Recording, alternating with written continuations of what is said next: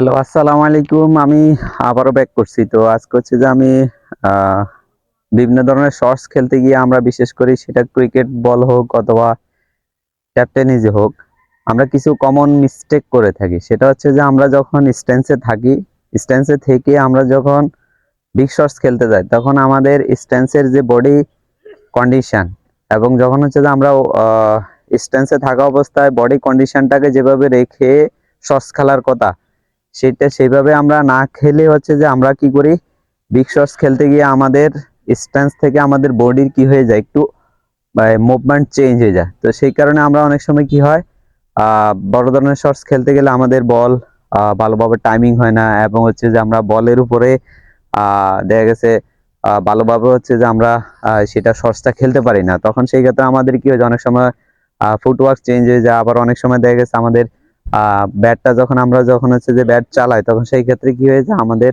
ব্যাটের হচ্ছে যে একটু আহ যখন ব্যাটটা আমরা যখন হচ্ছে যে বড় শট খেলার জন্য ব্যাটটা যখন হচ্ছে যে আমরা হিট করি, তখন সেই ক্ষেত্রে ক্রস ব্যাট চলে যায়। বড় শট খেলার সময় তখন আমাদের কি হয়ে যায়, বডি মুভমেন্টটা হচ্ছে যে চেঞ্জ হয়ে যায়। তখন আমাদের অনেক সময় কি হয়ে যায়, তখন ব্যাটটা হচ্ছে যে ক্রস সুইং হয়ে যায়।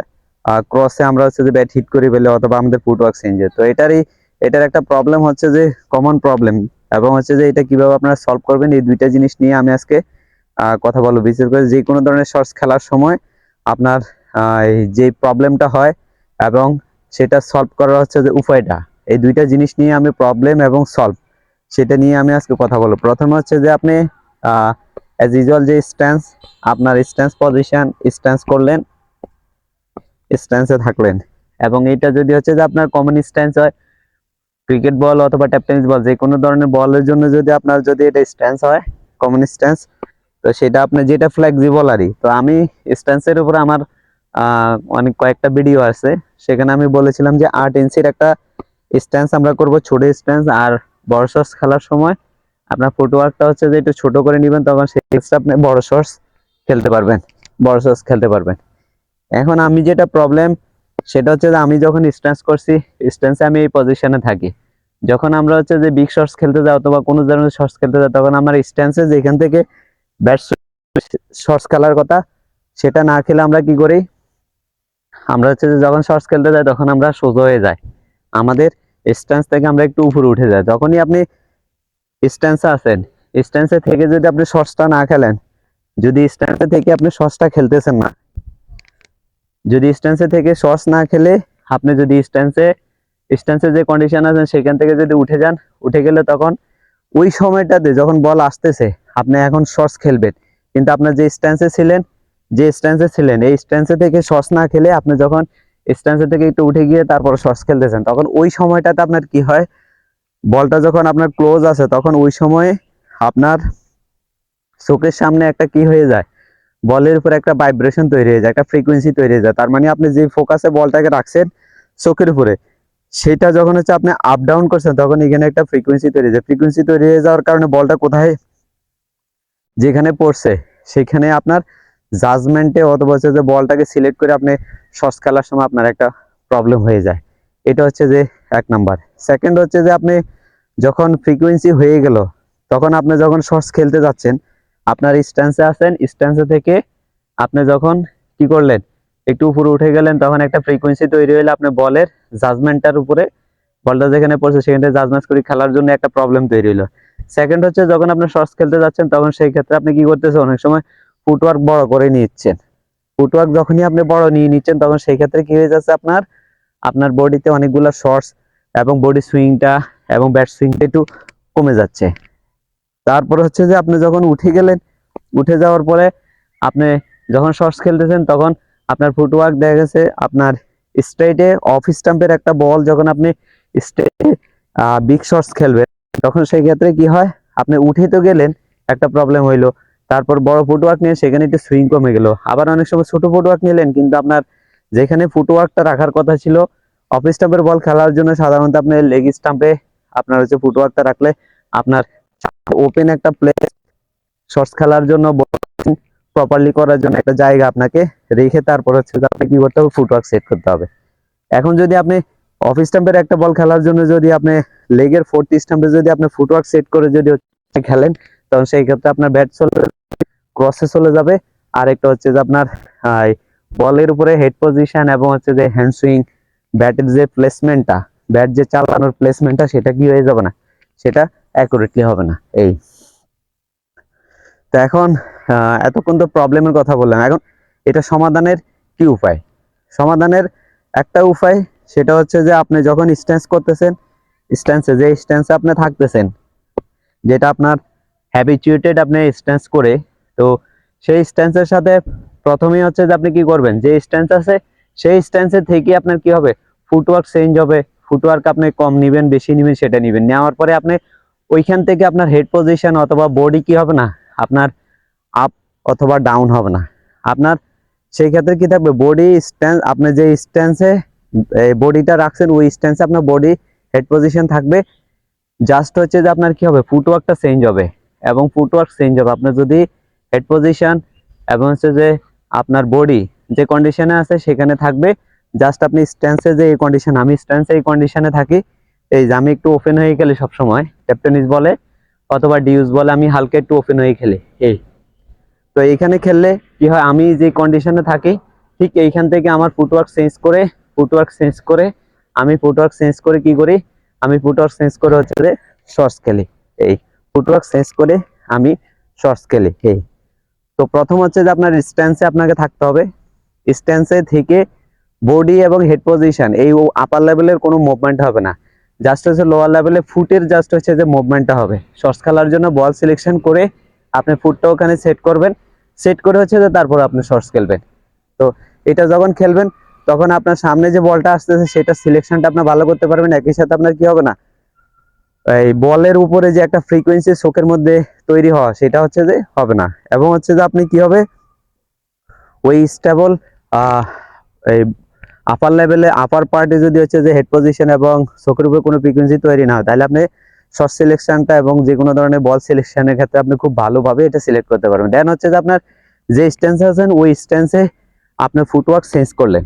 এখন বিগ শটস খেলার ক্ষেত্রে যখন ফুটওয়ার্ক চেঞ্জ করবেন, মনে রাখবেন একটু ছোট করে ফুটওয়ার্ক নেবেন। আর হচ্ছে যে শর্টস খেলার জন্য হচ্ছে যে সামনে একটা পর্যাপ্ত জায়গা রাখবেন, জায়গা রেখে তারপর হচ্ছে ফুটওয়ার্ক। যেমন আমি অফ স্টাম্পের একটা বল খেলতে গেলে আমার লেগ স্টাম্পে হচ্ছে যে ফুটওয়ার্কটা সেট করলে, আমি যদি লেগ স্টাম্পে স্ট্যান্স করি এবং লেগ স্টাম্পে যদি ফ্রন্ট ফুটটা যদি লেগ স্টাম্প বরাবর যদি হচ্ছে যে আমি যদি সেট করি, তখন সেই ক্ষেত্রে ফোর্থ স্টাম্প অথবা হচ্ছে অফ স্টাম্প অথবা মিডিল স্টাম্প যে কোনো ধরনের স্টাম্পে বল খেলার জন্য আমি কি একটু ওপেন রাখতে হবে।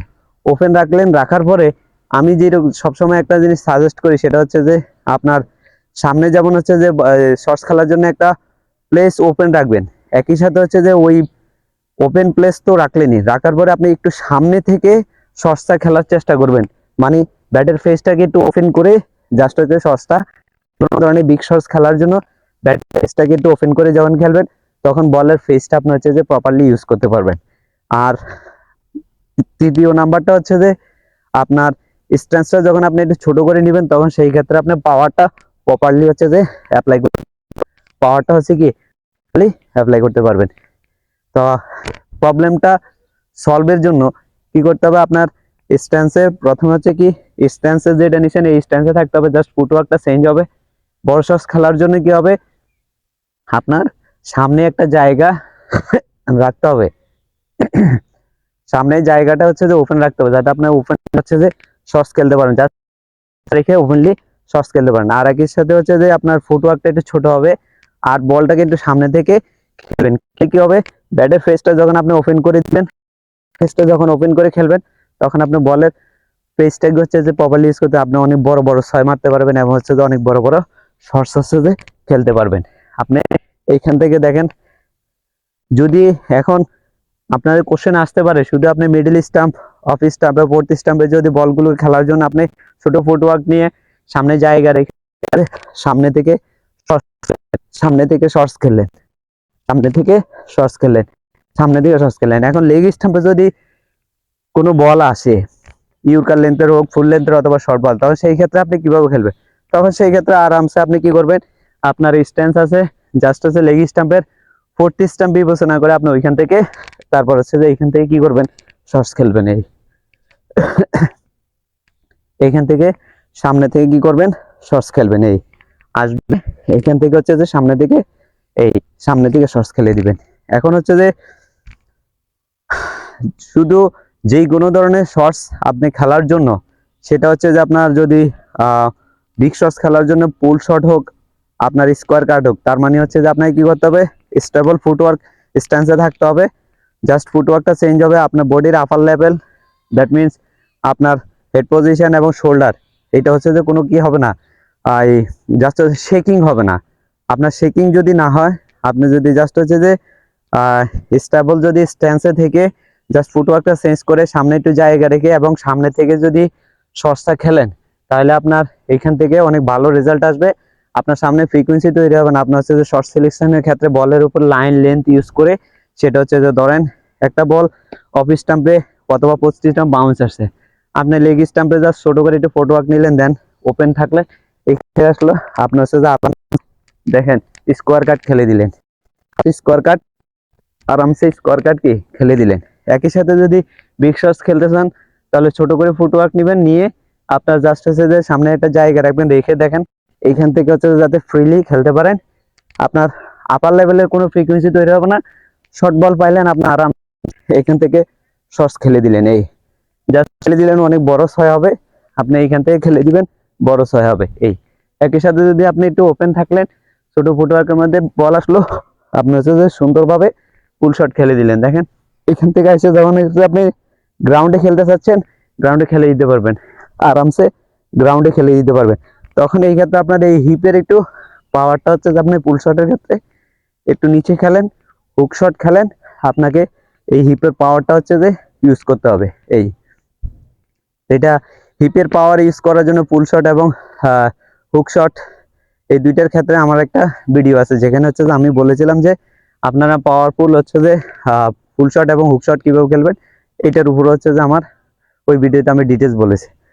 তো আপনি জাস্ট স্ট্যান্সে থাকবেন, ফুটওয়ার্কটা জাস্ট চেঞ্জ করবেন, যে কোনো ধরনের বল আসবে সেটা হচ্ছে যে খেলবেন। আর যদি হুক শট খেলতে চান, তাহলে একটু ব্যাটের ফেসটা কি করতে হবে, আকাশের দিকে একটু কি করতে হবে, ওপেন করে দিতে হবে। এই আসবেন, ওপেন করে দিয়ে এই ওপেন করে দিয়ে এইখান থেকেও যদি খেলতে চান, এইখান থেকে যদি খেলতে চান, তাহলে একটু এইখান থেকে এসে শর্টসটা খেলে দিয়ে আপনি ক্লোজ করে দিবেন। এই তো আশা করি আপনাদের শর্টস খেলার জন্য হচ্ছে যে প্রবলেমটা আপনার ফেস করেন, এবং প্রবলেম হওয়ার পরে আমি যে জিনিসটা আলোচনা করছি, তো এইটা যদি আপনারা ফলো করে যে ব্যাটিং করেন, তাহলে আশা করি আপনাদের হচ্ছে যে আপনার যে কোনো ধরনের ক্রিকেটে আপনি হচ্ছে যে অনেক সুন্দর কনফিডেন্ট ব্যাটিং করতে পারবেন এবং ভালো ভালো শর্টস খেলতে পারবেন, এবং আপনার হচ্ছে যে শর্ট সিলেকশন আপনার অনেক ভালো হবে। একই সাথে হচ্ছে যে আপনি ভালো রান করতে পারবেন, এবং সেটার থেকে আপনি একটা রেজাল্ট পেয়ে যাবেন।